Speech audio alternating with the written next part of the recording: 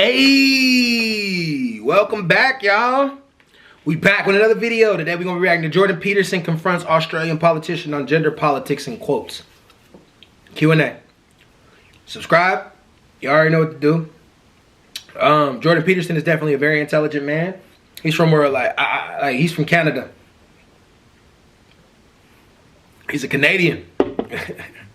But Jordan Peterson is very, very intelligent, man. He definitely gets you thinking. I like him. I like him a lot. But let's see. They're going to have a debate. And we're going to see how they go. All right, let's go. Martin Luther King's dream was that there would come a time when people would not be judged by the colour of their skin, but by the content of their character. There we go. How is today's identity politics consistent with that vision? Jordan Peterson. That's a great question. That's a great question. People will not be judged on the color of their skin, but the content of their character. How is today's identity politics conducive with that vision? It's a good question.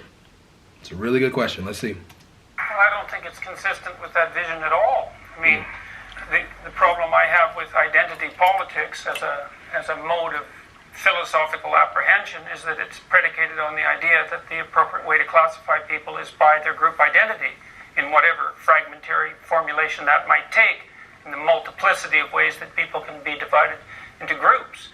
And the classical postmodern, and I would also say Marxist way of viewing the world, even though those two things shouldn't be allowed together, they tend to be, is that group identity takes priority over individual identity, and I think that's precisely the opposite of what Martin Luther King was hoping for and working for.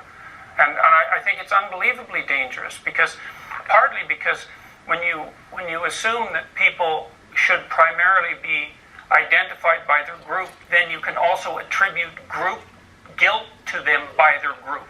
And then things go downhill very, very rapidly. And we've had no shortage of evidence of that sort of thing happening, say, throughout the 20th century. Are there particular groups that you are more... Conservatives, I'm extremely confused, okay? What are y'all saying? Y'all don't like the whole identity politics idea, right? I'm extremely confused. You don't like what he basically just said was he doesn't like the idea of identity politics because it doesn't meet Martin Luther King's idea of not being judged by the content of your... not being judged by the color of your skin, but the content of your character, right? What's so wrong with people identifying in specific groups in society as long as they're not harming anybody? If somebody decides to be LGBT, what's so wrong with that? What's so wrong with somebody deciding that they want to be black as long as it's not affecting anybody?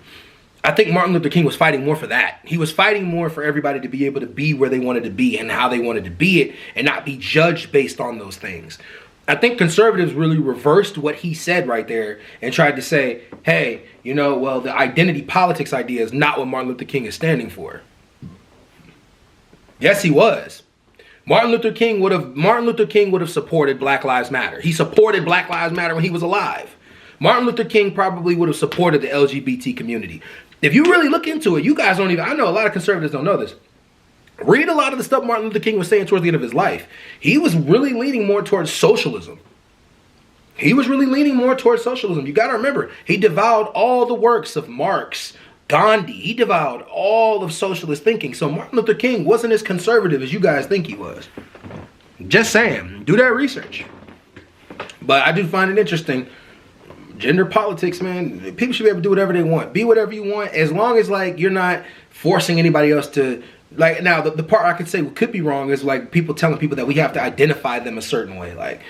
You shouldn't tell other people how to talk, but if somebody wants to be identified as a toaster, go ahead and put bread on them. All right, there you go. Concerned about than others. For example, the Liberal Party, as Terry Butler said earlier, is a group. Are there groups that you think are more dangerous? There isn't a problem with groups. The problem is with assuming that the fundamental way that you should categorize people is with their group identity. Obviously, we all belong to groups. So he just cleared it up. He just cleared up what I just said. That's why I like him. That's why I like this dude. He just cleared it up. But I don't know if Jordan Peterson identifies as a conservative. Because I've heard a lot of conservatives say they don't like him. Well, hell, that's in America, though. issue is whether or not the individual identity is primary and the group identity is secondary, or the group identity is primary and the individual identity is secondary. If you're a proponent, for example, of equality of outcome, of quotas, then you de facto accept the proposition that it's the group identity that is primary, and there's all sorts of dangers that are associated with that that far outweigh whatever good you're likely to do. Well, maybe you just...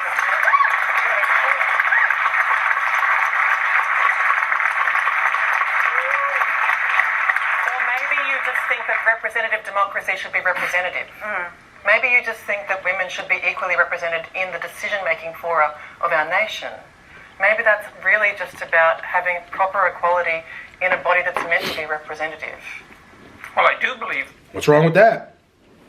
What's wrong with that? Women should be included in everything that we do. There's nothing wrong with that. There's nothing wrong with what she's saying. Noodles are spicy, I ain't gonna hold you. But I'm hungry, so y'all know I eat during my reactions. I don't even care.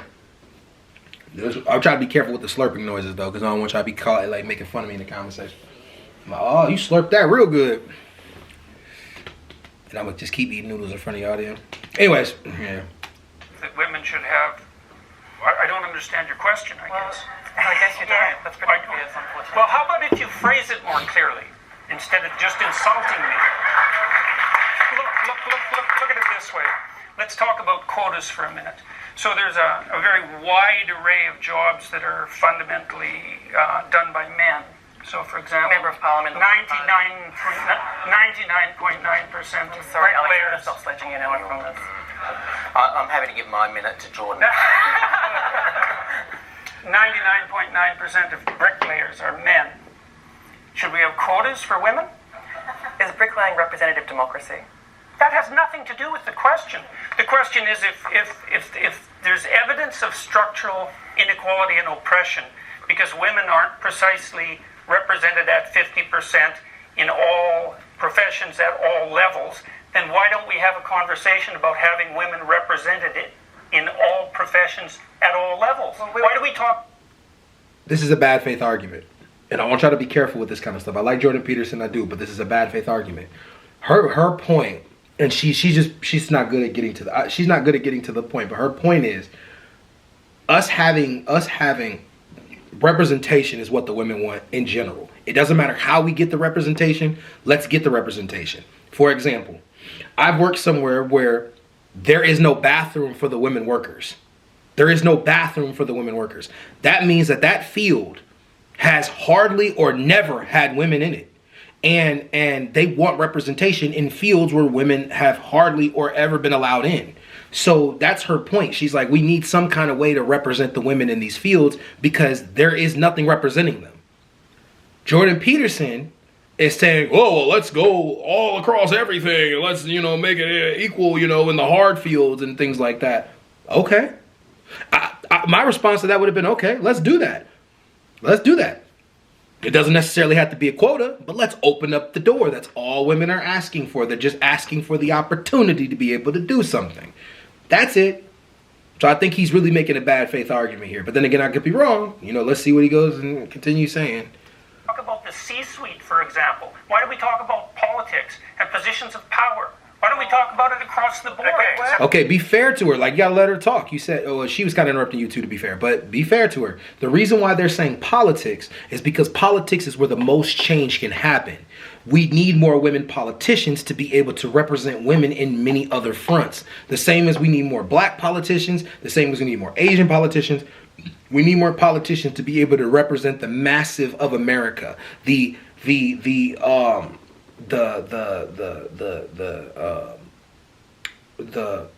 multicultural society that we live in, right? We don't just need politicians to represent just whites. Sorry. We don't just need that. We need people to represent them on all fronts. Quotas, we don't have to have quotas, but we can find a way to get representation. And if quotas is the way to do it for now, I guess, I would say that's kind of weird too, because I think cops having quotas is weird, just saying. But nobody has a problem with that on the white side. Nobody has a problem with cops having quotas, but they have a problem with us having quotas on people actually being able to get hired who have never got representation. I don't know, it's just weird. Trust me, white people, you'll dominate more. You'll still dominate more. Like you're still 69% of the population. It's getting close though. I'm joking. All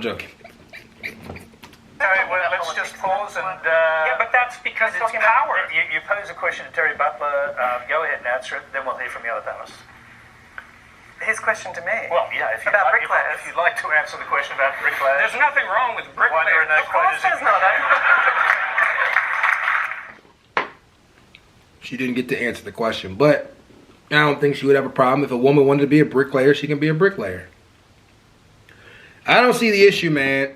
I think these gender conversations just get dumber and dumber, man. It's like, okay, well, women just want equality. That's all they want. Stop arguing for equality and let them have it. If you give them equality, then maybe they'll shut the fuck up. I'm just playing. I'm joking. But like, if you give people equality, people will be quiet. We'll be quiet. The black community will shut up.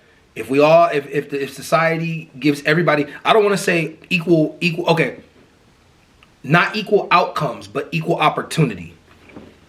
Anyways, I'm out.